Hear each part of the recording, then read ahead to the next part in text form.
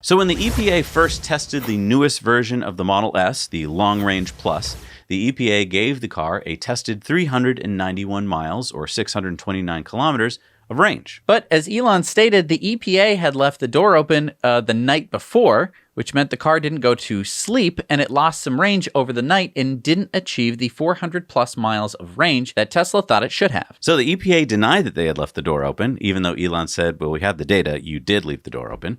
And now the EPA has retested the Model S. And guess what? They now say it has a range of 402 miles or 647 kilometers. Yes, this is the same EPA that is rolling back basically every environmental protection that they can get their hands on. Including this week, rolling back protections on perchlorate in water. And if you're asking, like, what's perchlorate? It's rocket fuel. Right. So now, even though for years we've been actually having to get it out of our water, the EPA is now like, oh, you know what?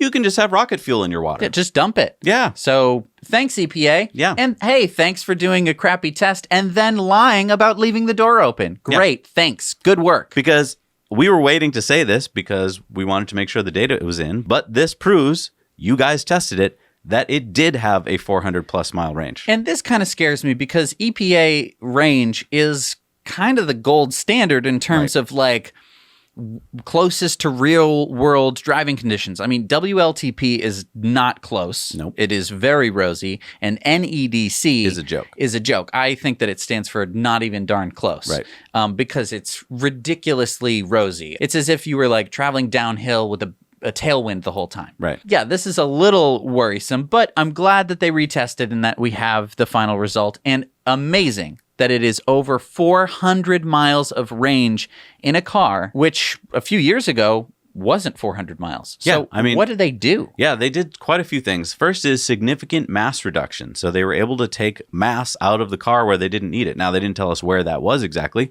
We're going to have to guess. Maybe it was battery improvements. Maybe it was parts of the car that they could make lighter. The next improvement is the new Tempest 8.5-inch wide aero wheels and tires, which give it a 2% efficiency improvement. Next is the increased drive unit efficiency. So they replaced the mechanical oil pump with an electric oil pump, and they improved the front gearbox, which is also shared with the Model 3 and Y, and that gave it a 2% improved efficiency. And then lastly, they maximized the regenerative braking. And that includes the hold feature, which gives even more energy back to the battery at slower speeds. So all of those improvements combined give the Model S a range of 402 miles. And I just want to say, here's a car company that already had a badass car, the Model S.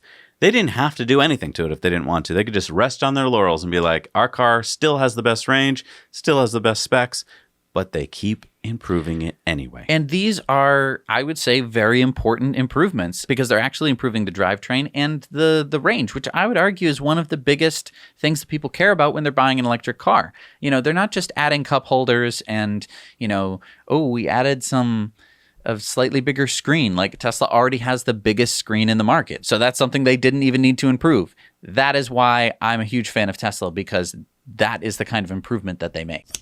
Hey, it's really important to keep up on this kind of stuff. So make sure you share this video with your friends and family so they can stay as informed as you are. To do that, just click on the share button below, copy the link, and paste it into an email or social media post.